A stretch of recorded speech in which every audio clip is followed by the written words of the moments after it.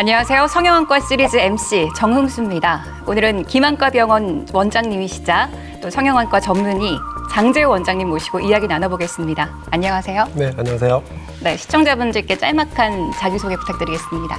저는 김안과병원에서 성형외과를 담당하고 있는 장재우입니다. 성형안과 하면은 조금 생소한 분야이기도 한데요. 쉽게 말해서 성형안과는 크게는 어떤 분야를 담당하고 있을까요? 가장 쉽게 설명을 드리면요.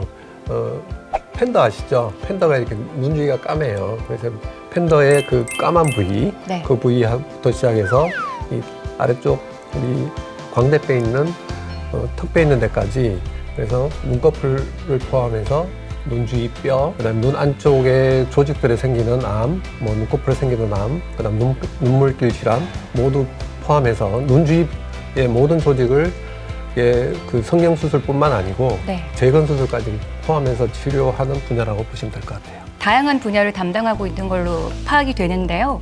오늘 첫 번째 주제는 안검경련입니다.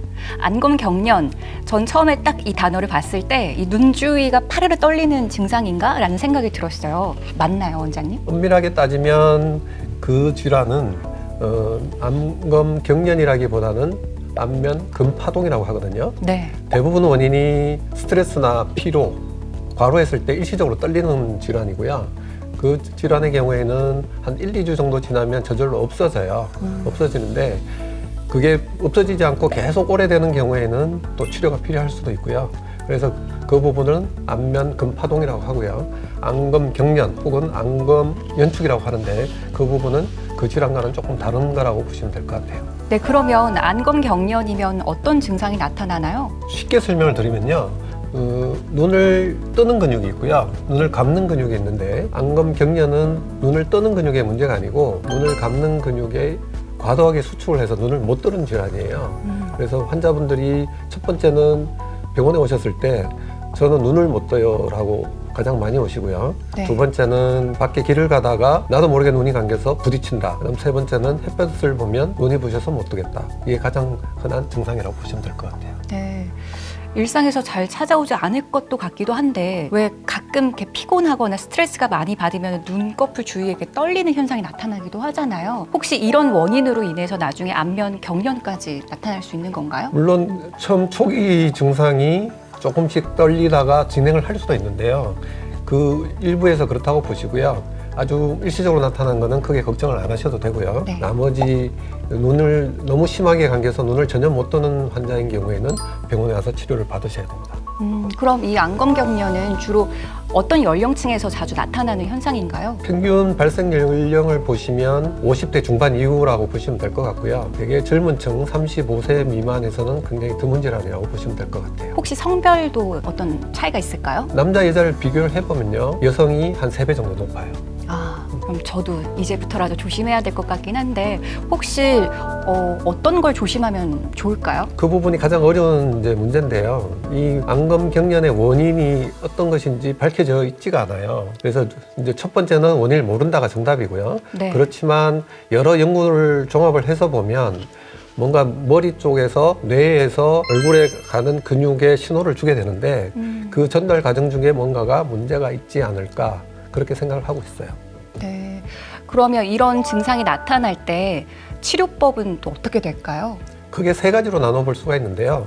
첫 번째는 약물 치료, 두 번째는 보톡스 주사 치료, 그다음 세 번째는 수술 방법입니다. 3가지 치료 중에서 현재 지금 가장 효과적인 치료 방법이라고 하는 게 보톡스 주사라고 보시면 될 것 같아요. 이 보톡스 주사라고 하면은 대체로 좀 얼굴을 갸름하게 만든다거나 또 주름을 없애는 데 쓰인다고만 생각을 했었는데 그게 또 아닌가 봐요. 네, 현재까지 이제 일반인들한테는 그렇게 알려져 있죠. 근데 보톡스 주사가 맨 처음에 시작한 게 네. 눈이 감기는 안검경련에서 시작이 됐어요. 그럼 치료법도 조금은 간편하지 않을까라는 생각이 드는데요. 호전 정도는 어떤가요? 전체를 보면 뭐 90에서 95%에서 주사를 맞으시면 좋아지는데요. 문제가 그 주사의 효과가 평균 3개월이에요. 그러니까 평균이 3개월 가다 보니까 3개월보다 더 오래 가시는 분도 있고 더 짧게 가시는 분도 있어요. 그래서 이 가장 큰 단점은 주사의 효과가 3개월이 지속된다는 부분이 있고요. 대신에 주사는 뭐 외래에서 그냥 간단하게 맞으시면 되기 때문에 눈을 전혀 못 뜨시다가 주사를 맞으신 다음에 이 외출을 전혀 못 하시는 분들이 주사 맞은 다음에 이제 외출을 할 수 있을 정도가 되니까 굉장히 좋아들 하십니다. 네. 혹시 보톡스 주사를 맞는 그 과정에서 환자가 따로 주의해야 할 사항들이 있을까요? 환자분들이 보톡스 주사를 맞으시고요. 그 외에 추가적으로 좀 해주실 것들이 있어요. 첫 번째는 밖에 나가서 햇빛을 보게 되면 눈을 전혀 못 뜨시거든요. 물론 주사를 맞으시면 눈을 좀 뜨시는데 그래도 선글라스를 꼭 쓰시기를 추천을 드려요. 선글라스 쓰시면 눈뜨기가 훨씬 편하고요. 두 번째는 아까 눈을 전혀 이제 뜨지를 못한다고 했는데 눈을 깜빡이는 게 문제가 생겨요. 그렇게 되면 눈에 안구 건조증이 생길 수가 있기 때문에 눈물약을 같이 좀 계속 넣어주시면 생활하시는데 굉장히 도움이 될 것 같습니다. 네, 알겠습니다. 그러면은 마지막으로 이 안검 경련 증상을 겪고 있는 분들에게 짤막하게 이야기 좀 나눠주시죠. 지금 현재 보톡스 주사 치료가 가장 좋은 치료로 알려져 있고요. 환자분에 따라서는 그 주사 치료에서 부족한 부분을 약물을 복용하면 도움을 받을 수 있는 분들이 계세요. 물론 전체는 다는 아니지만 그래서 일단 병원에 오셔서 정확한 진단을 받으시는 게 첫 번째고요. 두 번째는 진단 후에 거기에 맞는 적절한 치료를 받으시면 좋을 것 같아요. 네, 감사합니다. 오늘 안검 경련에 대해서 자세히 알아봤고요. 또 성형외과 시리즈에서 장재 원장님과 계속해서 같이 진행을 하겠습니다. 좋은 말씀 감사합니다, 원장님.